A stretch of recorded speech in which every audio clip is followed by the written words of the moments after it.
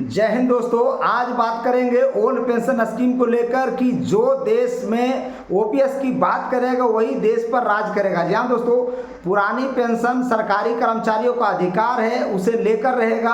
आपको बता दें कि हरियाणा का फिलहाल चुनाव है और जिसका डेट बदल गया है। जी हाँ दोस्तों, 1 अक्टूबर का इलेक्शन होना था, 4 अक्टूबर का रिजल्ट आना था, जो चेंज हो गया है। 5 अक्टूबर का वहाँ वोटिंग होगा और 8 अक्टूबर का रिजल्ट आएगा।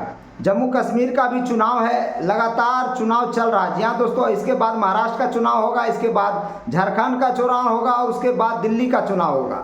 और जो ओपीएस की बात करेगा वही देश पर राज करेगा। सरकारी कर्मचारी हूबहू पुरानी पेंशन ही मांगता है, इसके अलावा सरकारी कर्मचारियों को और कुछ नहीं चाहिए। जी हाँ दोस्तों, हरियाणा में चुनाव है। आपको पता होगा कि कांग्रेस ने ओपीएस देने का वादा किया। जी हाँ दोस्तों, उसके 7 सूत्री मांग है, 7 गारंटी लेकर आई है कांग्रेस सरकार। और उसमें से एक मांग है, एक जो घोषणा पत्र है उसमें है ओपीएस पुरानी पेंशन बहाली को लेकर।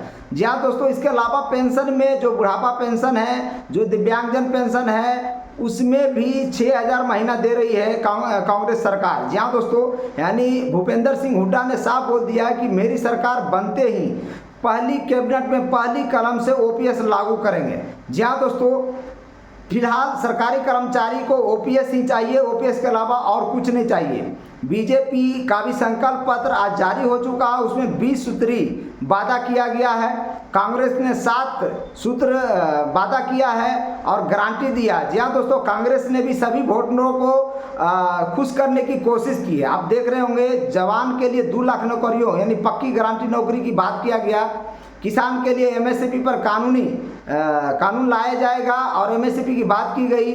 बेरोजगार के लिए 2 लाख नौकरी, महिलाओं के लिए 2,000 महीना और गैस सिलेंडर मात्र 500 रुपया में। सोचिए, ये सब चीज़ें हैं जिसको कांग्रेस सरकार वादा कर रही है। और सबसे बड़ी बात, सरकारी कर्मचारी के लिए ओपीएस मुद्दा है और ओपीएस बहाली करने जा रही है कांग्रेस सरकार। जी हाँ दोस्तों, 2019 में जब विधानसभा चुनाव हुआ था हरियाणा में, उस समय कांग्रेस को 31 विधानसभा जीत हुआ था, जबकि 40 विधानसभा पर बीजेपी जीती थी। इस बार तीसरी बार, जी हाँ दोस्तों, तीसरी बार बीजेपी सरकार बनाने की चेष्टा कर रही है। लेकिन कांग्रेस ने वादा किया है कि इस बार सरकार बनेगी तो कांग्रेस की बनेगी और ओपीएस बहाल करेंगे पहली कैबिनेट में। सरकारी कर्मचारियों को कुछ नहीं, हूबहू पुरानी पेंशन चाहिए। जी हाँ दोस्तों, राजनीति में सरकारी कर्मचारी नहीं जाना चाहता, सिर्फ अपने वर्तमान और भविष्य का चिंता को लेकर सरकारी कर्मचारी लड़ाई लड़ रहा है और ओपीएस का लड़ाई लड़ रहा है। आपको पता होगा, कुरुक्षेत्र में प्राइम मिनिस्टर नरेंद्र मोदी ने साफ बोला था कि हम जो नई पेंशन सिस्टम लाए हैं, यानी बीजेपी सरकार कर्मचारी हितैषी सरकार है और जो नई पेंशन स्कीम लाई इसमें गारंटी पेंशन है। सरकारी कर्मचारी इस पेंशन से काफ़ी खुश है।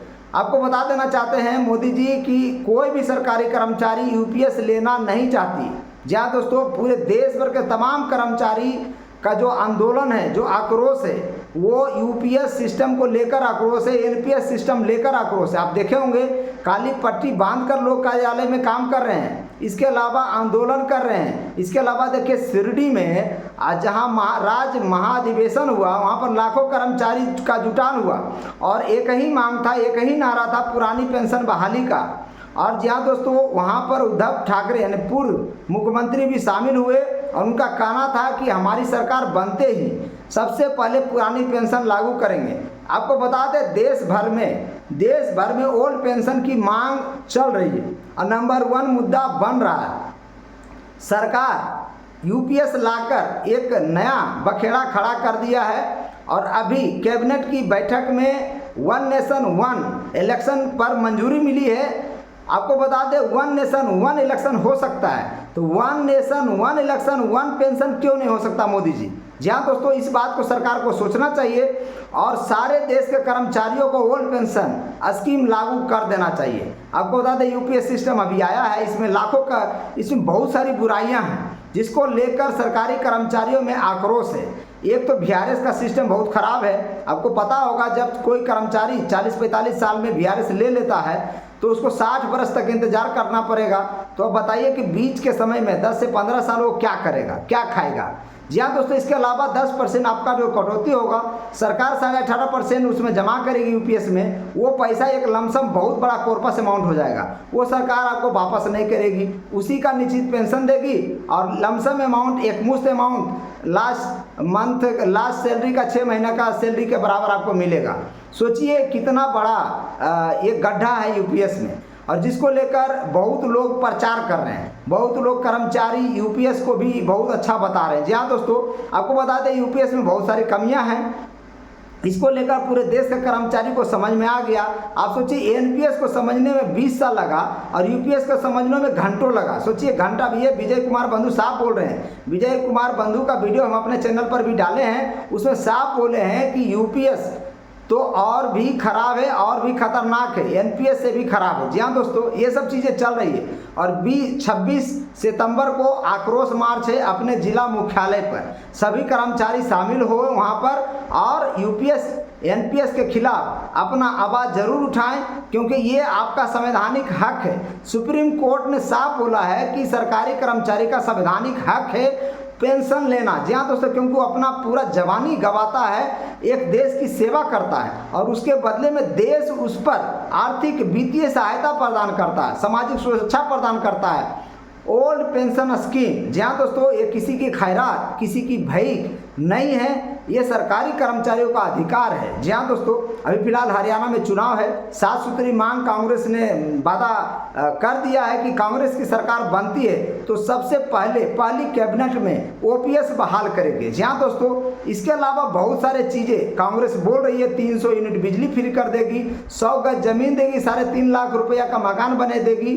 इसके अलावा कांग्रेस ने वहाँ बोला कि 2000 महीना जो महिलाओं को दिया जाएगा, 500 रुपये में गैस सिलेंडर दिया जाएगा, ये सब चीज़ें हैं। लेकिन सबसे बड़ा मुद्दा ये है कि ओल्ड पेंशन स्कीम बहाली करेगी, ओल्ड पेंशन स्कीम बहाली करेगी, यानी पूरे हरियाणा में 2 लाख कर्मचारियों को फायदा होने जा रहा है सीधा सीधी 1 महीना के बाद। ऐसा लग रहा है कि कांग्रेस इस बार हरियाणा में जीत सकती है, क्योंकि 7 वादा किया है। इसके अलावा बीजेपी संकल्प पत्र लेकर आई है जिसमें 20 वादा करिए, 20 वादा। सोचिए बीजेपी का भी 20 वादा है। अब देखना ये है, अब तो वहाँ का जनता क्या डिसाइड करती है। जनता जनार्दन है, जनता मालिक है, और जनता क्या डिसाइड करती है, कांग्रेस के तरफ जाएगी या बीजेपी के तरफ जाएगी। अब ये जो है पूरी तरह से जनता के ऊपर है। जी हाँ दोस्तों, 5 तारीख को कास्टिंग वोटिंग है और 8 तारीख को रिजल्ट आना है हरियाणा का। जी हाँ दोस्तों, फिलहाल आपको बता दें पूरे देश में ओपीएस हो रहा है। मोदी जी भी ओपीएस के खिलाफ बोल दिए हैं, वो बोल दिए नई पेंशन हम लागू करेंगे। यानी आपको बता दें जो मौजूदा सरकार है यूपीएस को टेस्टिंग करना चाह रही है। जी हाँ दोस्तों, जब कोई योजना आता है उसका टेस्ट किया जाता है। बीजेपी सरकार फिलहाल यूपीएस को टेस्ट करना जा रही है, यानी जम्मू कश्मीर हरियाणा में टेस्ट करेगी। अगर इस पर बात नहीं बनती, यूपीएस पर बात नहीं बनती है, तो हो सकता है जो महाराष्ट्र वाला चुनाव होगा वहाँ पर यूपीएस में यू टर्न मार दे। जहाँ दोस्तों यानी बीजेपी सरकार भी ओपीएस की तरफ बढ़ेगी, ऐसा नजर आ रहा है। ये सूत्र के हवालों से पता चल रहा है। बाकी क्या होगा ये तो भविष्य के गर्त में है। जहाँ दोस्तों आपको बता दें फिलहाल ओपीएस आपको चाहिए तो लड़ाई लड़ना पड़ेगा, संघर्ष करना पड़ेगा। विजय बंधु का साथ दीजिए।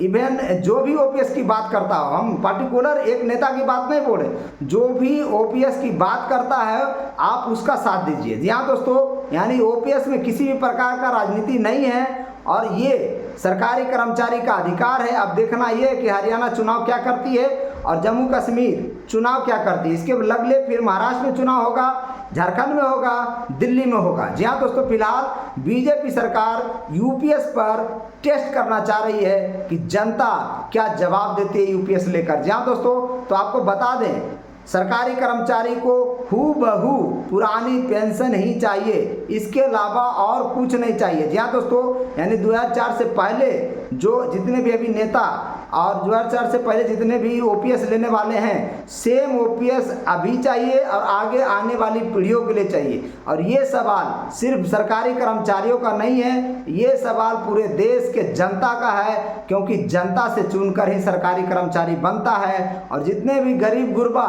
किसान, दुकानदार को बेटा है जो पढ़ाई करता है, जो मन लगाकर पढ़ाई करता है, सरकारी नौकरी करना चाहता है, उसके लिए भी ये सवाल है। क्योंकि ओपीएस अगर देश भर में बहाल होगा तो कल उसका सामाजिक सुरक्षा, उसके बुढ़ापे का लाठी का सहारा बनेगा ओपीएस। और मेरे चैनल को लाइक करिए, शेयर करिए, सब्सक्राइब करिए। जय हिंद।